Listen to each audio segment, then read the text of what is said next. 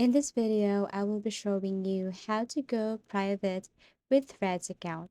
So this is a very easy tutorial. All you have to do is to simply launch your Threads account. This is what it looks like, okay? And what you're going to do next is to simply tap this profile icon here or human icon here. Go to your profile. And then after that, you just have to tap these two lines at the top right corner. Tap this one. And then here you can see options like private profile. We have here mentions. We have also here muted. We have here hidden words, profiles you follow. We have here other privacy settings, block, hide likes.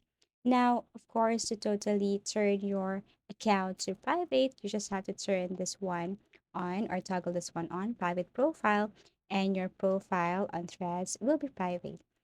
And don't worry because it will not affect your Instagram. Or if your account on Instagram is public, then it will not turn to private, only your Threads account. As easy as that.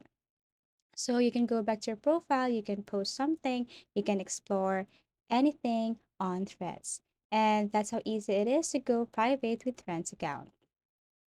So if you found this video helpful, give it a thumbs up. Subscribe for more video tips and video tutorials.